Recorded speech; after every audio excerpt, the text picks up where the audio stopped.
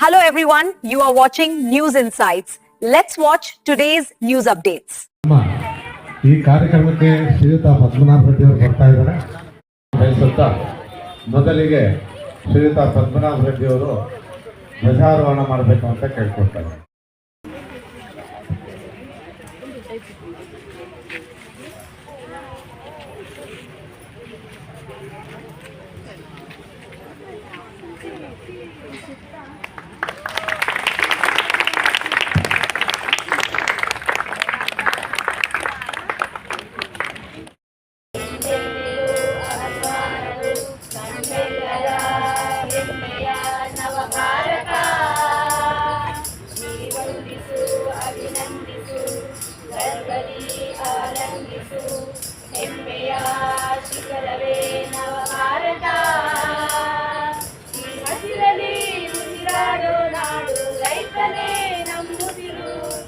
ಕೇಸರಿ ಗಿರಿಹಣ್ಣಿನ ಬೀಡು ಸ್ವರ್ಗವು ನುಡಿನಾಡಿನ ಗಡಿಯನ್ನು ಮೀರಿ ಮಾತರಂ.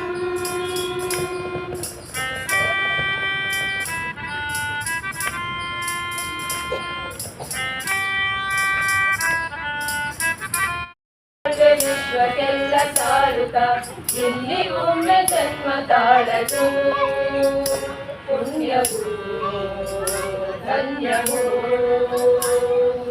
ಇಲ್ಲಿ ಒಮ್ಮೆ ಜನ್ಮ ತಾಳದು ಪುಣ್ಯವೂ ಧನ್ಯವೂ. ನನ್ನ ದೇಶ ನನ್ನ ಉಸಿರು ನನ್ನ ಪ್ರಾಣ ಭಾರತ ಶಾಂತಿ ಸಹಬಾಳ್ವೆ ವಿಶ್ವಕ್ಕೆಲ್ಲ ಸಾರುತ್ತ ಶಾಂತಿ ಸಹಬಾಳ್ವೆ ವಿಶ್ವಕ್ಕೆಲ್ಲ ಸಾರುತ್ತ ಶಾಂತಿ ಸಹಬಾಳ್ವೆ ವಿಶ್ವಕ್ಕೆಲ್ಲ ಸಾರುತ್ತ. ಸೇರಿದ್ದೇವೆ. ಈ ಒಂದು ಸುಸಂದರ್ಭದಲ್ಲಿ ಧ್ವಜಾರೋಹಣ ಮಾಡಲು ಮುಖ್ಯ ಅತಿಥಿಗಳಾಗಿ ಬರಲು ಶ್ರೀಮಾನ್ ಪದ್ಮನಾಭ ರೆಡ್ಡಿ ಅವರನ್ನು ನಾವು ಕೋರಿಕೊಂಡಾಗ ಅವರು ಎಂದಿನಂತೆ ನಮ್ಮ ಕಾರ್ಯಕ್ಕೆ ಇಲ್ಲಿ ಬಂದು ಸಹಕರಿಸಿ ಧ್ವಜಾರೋಹಣವನ್ನು ನೆರವೇರಿಸಿದ್ದಾರೆ. ಅವರಿಗೆ ನಾವು ಸುಸ್ವಾಗತವನ್ನು ಈ ಮುಖಾಂತರ ಬಯಸ್ತಾ ಇದ್ದೇವೆ. ಇನ್ನು ಕಲ್ಯಾಣ ನಗರ ನಾಗರಿಕ ವೇದಿಕೆಯ ಮುಖ್ಯಸ್ಥರಾದಂಥ ಶ್ರೀಮಾನ್ಯ ನಂಜುಂಡಸ್ವಾಮಿ ಅವರು ಮತ್ತು ಮೋಹನ್ ರಾಯರವರು, ಹರೀಶ್ ಇವರುಗಳೆಲ್ಲ ಇವತ್ತಿನ ದಿನ ಈ ಸ್ವಾಗತ ಭಾಷಿಸಿದ್ದಾರೆ ಮತ್ತು ಧನ್ಯವಾದಗಳನ್ನು ಅರ್ಪಿಸೋದಕ್ಕೆ ಪಾಟೀಲ್ ಸಾಹೇಬರಿಗೆ ಒಪ್ಪಿಸಿದ್ದಾರೆ. ವಿಶೇಷ ಏನಪ್ಪ ಅಂದರೆ ನಾವಿಬ್ಬರು ಇದೇ ವರ್ಷದಲ್ಲಿ ಹುಟ್ಟಿದವರು, ಅಂದರೆ 1950ರಲ್ಲಿ ಗಣರಾಜ್ಯ ಜಾತ್ರೆ ನಮ್ಮ ಜನ್ಮ ಕೂಡ ಆಯಿತು. ಆದ್ದರಿಂದ ಇದು ಒಂದು ವಿಶೇಷ ಅಂತ ನಾನಾದರೂ ಭಾವಿಸಿದ್ದೇನೆ. Wish you all a very happy Republic Day. Now, I've been telling that there's a need to convert this association into a residents' welfare association. My feeling is that we, the citizens living here, should be more proactive vis-a-vis this neighborhood. Kalyan Nagar is one of the best neighborhoods in Bengaluru. And third block was the jewel in the crown. But ಇದರಲ್ಲಿ ಕೇಸರಿ, ಬಿಳಿ ಮತ್ತು ಹಸಿರು ಬಣ್ಣಗಳಿದ್ದು ಮಧ್ಯದಲ್ಲಿ ನೀಲಿ ಬಣ್ಣದ ಅಶೋಕ ಚಕ್ರ ಇದೆ. ಕೇಸರಿ ಧೈರ್ಯವನ್ನು, ಬಿಳಿ ಶಾಂತಿ ಮತ್ತು ಸತ್ಯವನ್ನು, ಹಸಿರು ಬೆಳವಣಿಗೆಯನ್ನು ಸೂಚಿಸುತ್ತದೆ. ರಾಷ್ಟ್ರೀಯ ಚಿಹ್ನೆ. ಭಾರತದ ರಾಷ್ಟ್ರೀಯ ಚಿಹ್ನೆಗಳು ಅಶೋಕ ಸ್ತಂಭದ ಸಿಂಹ ಚಿಹ್ನೆ ಬಳಸಲಾಗಿದೆ. ಇದರಲ್ಲಿ 4 ಸಿಂಹಗಳಿದ್ದು ಕೆಳಗೆ ಸತ್ಯಮೇವ ಜಯತೆ ಎಂಬ ವಾಕ್ಯ ಇದೆ. ಇದು ಸತ್ಯದ ಜಯವನ್ನು ಸಾರುತ್ತದೆ. ರಾಷ್ಟ್ರೀಯ ಪ್ರಾಣಿ ಹುಲಿ ಭಾರತದ ರಾಷ್ಟ್ರೀಯ ಪ್ರಾಣಿಯಾಗಿದೆ. ಇದು ಶಕ್ತಿ, ಧೈರ್ಯ ಮತ್ತು ಗೌರವವನ್ನು ಸೂಚಿಸುತ್ತದೆ. ರಾಷ್ಟ್ರೀಯ ಪಕ್ಷಿ ನವಿಲು ಭಾರತದ ರಾಷ್ಟ್ರೀಯ ಪಕ್ಷಿಯಾಗಿದೆ. ಇದು ಸೌಂದರ್ಯ ಮತ್ತು ಸಾಂಸ್ಕೃತಿಕ ಶ್ರೀಮಂತಿಕೆಯನ್ನು ಪ್ರತಿನಿಧಿಸುತ್ತದೆ. ಭಾರತದ ರಾಷ್ಟ್ರೀಯ ಚಿಹ್ನೆಗಳು ನಮ್ಮ ದೇಶದ ಹೆಮ್ಮೆ ಮತ್ತು ಗುರುತುಗಳಾಗಿವೆ. ನಾವು ಅವುಗಳನ್ನು ಗೌರವಿಸಿ ನಮ್ಮ ರಾಷ್ಟ್ರದ ಮೌಲ್ಯಗಳನ್ನು ಕಾಪಾಡಬೇಕು. ಧನ್ಯವಾದಗಳು. ನಮ್ಮ ಪ್ರಣವ್ಗೆ ಮುಖ್ಯ ಅತಿಥಿಗಳಂತ ಸಣ್ಣ ಕಿರುಕಾಣಿಕೆಯನ್ನು ಕೊಡಬೇಕು ಅಂತ ಕೇಳ್ಕೊಳ್ತೀನಿ. ತುಂಬಾ ಚೆನ್ನಾಗಿ ಭಾಷಣವನ್ನು ಮಾಡಿದ್ದಾನೆ. ಇನ್ನು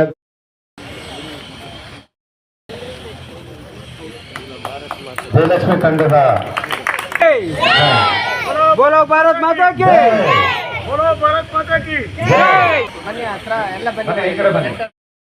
ಶುಭಾಶಯಗಳನ್ನು ಕೋರುತ್ತಾ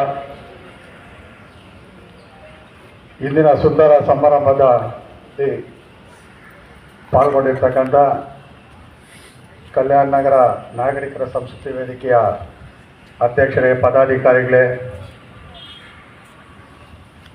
ಇಲ್ಲಿ ನೆರೆದಿರ್ತಕ್ಕಂಥ ಎಲ್ಲ ಅಣ್ಣ ತಮ್ಮಂದಿರೇ, ತಾಯಂದಿರೇ, ಪುಟಾಣಿ ಮಕ್ಕಳೇ,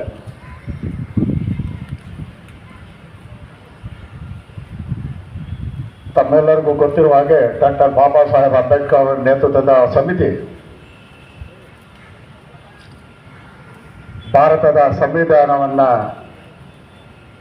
ರಚನೆ ಮಾಡೋದಕ್ಕೆ ಒಂದು ಸಮಿತಿಯನ್ನ ಅಂದಿನ ಭಾರತ ಸರ್ಕಾರ ರಚನೆ ಮಾಡಿ ಅದರ ಪ್ರಯುಕ್ತ 1949ರಲ್ಲಿ ಡಾಕ್ಟರ್ ಬಾಬಾ ಸಾಹೇಬ್ ಅಂಬೇಡ್ಕರ್ ಅವರು ಸಂವಿಧಾನವನ್ನು ಈ ದೇಶಕ್ಕೆ ಕೊಟ್ಟು ಅದು 1950 ಜನವರಿ 26ನೇ ತಾರೀಕು ಜಾರಿಯಾಯಿತು.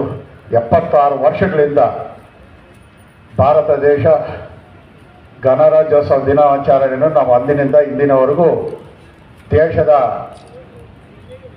ರಾಜಧಾನಿಯಿಂದ ಎಲ್ಲ ರಾಜ್ಯಗಳ ರಾಜಧಾನಿಗಳಲ್ಲಿ, ನಗರಗಳಲ್ಲಿ, ಶಾಲೆಗಳಲ್ಲಿ, ಬಡಾವಣೆಗಳಲ್ಲಿ, ಹಳ್ಳಿಗಳಲ್ಲಿ ನಾವು ಆಚರಣೆ ಮಾಡ್ತಾ ಇದ್ದೇವೆ. ಕಾರಣ ನನ್ನ ಭಾವನೆಯಲ್ಲಿ ಸುಮಾರು 250-300 ವರ್ಷಗಳಿಗಿಂತ ಹೆಚ್ಚಿನ ಕಾಲ ಬ್ರಿಟಿಷರ ದಬ್ಬಾಳಿಕೆಯಿಂದ ನಮ್ಮ ದೇಶದ ಜನ ಏನು ರೋಸ್ ಹೋಗಿದ್ರು, ಸ್ವತಂತ್ರ ಸಿಕ್ಕಿದ ನಂತರ ನಮ್ಮನ್ನು ನಾವೇ ಆಳ್ವಿಕೆ ಮಾಡ್ಕೊಳ್ಳೋದಕ್ಕೆ ಪ್ರಜಾಪ್ರಭುತ್ವ ಬಂದ ದಿನ ಇವತ್ತು ಅಂತ ಹೇಳಿದ್ರೆ ತಪ್ಪಾಗಲಾರದು. ಆದರೂ ಸಹ ಸಂವಿಧಾನ ಜಾರಿ ಆಯಿತು. ಇನ್ನೂ ಹಲವಾರು ಸಮಸ್ಯೆಗಳು ನಮ್ಮನ್ನು ಕಾಡ್ತಾನೆ ಇದೆ. ಇದಕ್ಕೆ ಕೆಲವರು ಹೇಳ್ತಾರೆ ನಮ್ಮ ದೇಶ 145 ಕೋಟಿಗಿಂತ ಹೆಚ್ಚಿನ ಜನಸಂಖ್ಯೆ ಇರ್ತಕ್ಕಂಥ ದೇಶ, ಅಲ್ಪ ಸ್ವಲ್ಪ ಸಮಸ್ಯೆಗಳಿರ್ತದೆ, ಅದನ್ನು ನಾವೇ ಅನುಸರಿಸ್ಕೊಂಡು ಹೋರಾಟ ಮಾಡುವ ಮುಖಾಂತರ ನಮ್ಮ ಹಕ್ಕುಗಳನ್ನು ನಾವು ಪಡ್ಕೋಬೇಕು ಅಂದ್ಬಿಟ್ಟು ಹೇಳೋರು ಉಂಟು. ಸಂವಿಧಾನದಲ್ಲಿ ಬಹುಶಃ 395 ಆರ್ಟಿಕಲ್ಸ್ ಇತ್ತು. ಈಗ ತದನಂತರ ಇಲ್ಲಿವರೆಗೂ 80-90 ತಿದ್ದುಪಡಿಗಳಾಗಿ ಇವತ್ತು ನಮ್ಮ ಸಂವಿಧಾನ ಈಗಿನ ಅನುಕೂಲಕ್ಕಾಗಿ ಹಲವಾರು ತಿದ್ದುಪಡಿಗಳನ್ನ ಆಗಿದೆ. ಜನತೆಗೆ 77ನೆಯ ಗಣರಾಜ್ಯೋತ್ಸವ ಶುಭಾಶಯಗಳು. ಇವತ್ತು ನಮ್ಮ ಕಲ್ಯಾಣ ನಗರದ 3ನೇ ಬ್ಲಾಕ್ನಲ್ಲಿ ಕಲ್ಯಾಣ ನಗರ ನಾಗರಿಕರ ಸಾಂಸ್ಕೃತಿಕ ವೇದಿಕೆ ತುಂಬ ಅದ್ದೂರಿಯಿಂದ ಅರ್ಥಪೂರ್ಣ ಕಾರ್ಯಕ್ರಮವನ್ನು ಏನು ಗಣರಾಜ್ಯೋತ್ಸವ ದಿನಾಚರಣೆ ಆಚರಣೆ ಮಾಡಿದ್ದಾರೆ. ಈ ಸಮಯದಲ್ಲಿ ಕಲ್ಯಾಣ ನಗರದ ಎಲ್ಲ ನಾಗರಿಕ ಬಂಧುಗಳಿಗೆ ನಾನು ಅಭಿನಂದನೆಗಳನ್ನ ಹೇಳೋಕ್ಕೆ ಇಚ್ಛೆಪಡ್ತೀನಿ. ಮುಂದಿನ ದಿನಗಳಲ್ಲಿ ನಾವೆಲ್ಲರೂ ಸೇರಿ ಏನು ಪೂಜ್ಯ ಡಾಕ್ಟರ್ ಬಾಬಾ ಸಾಹೇಬ್ ಅಂಬೇಡ್ಕರ್ ಅವರು ಈ ದೇಶಕ್ಕೆ ಕೊಟ್ಟಂಥ ಸಂವಿಧಾನಕ್ಕೆ ಚ್ಯುತಿ ಬರದ ರೀತಿಯಲ್ಲಿ ನಾವೆಲ್ಲ ಅದನ್ನು ಸರಿಯಾದ ರೀತಿಯಲ್ಲಿ ಜಾರಿಯಾಗೋದಕ್ಕೆ ಏನು ಜಾರಿಯಾಗಿರ್ತಕ್ಕಂಥ ಎಲ್ಲ ಏನು ಸಂವಿಧಾನದ ಎಲ್ಲ ಆರ್ಟಿಕಲ್ಸ್ಗೆ ಚ್ಯುತಿ ಬರದ ರೀತಿಯಲ್ಲಿ ನಾವೆಲ್ಲ ದೇಶದ ಜನ ಗೌರವ ಕೊಡೋ ಮುಖಾಂತರ ನಾವೆಲ್ಲ ಅದರಲ್ಲಿ ಪಾಲ್ಗೊಳ್ಬೇಕು ಅಂದ್ಬಿಟ್ಟು ನಾನು ನಾಡಿನ ಜನತೆಯಲ್ಲಿ ಕೇಳಕ್ಕೆ ಬಯಸ್ತೀನಿ.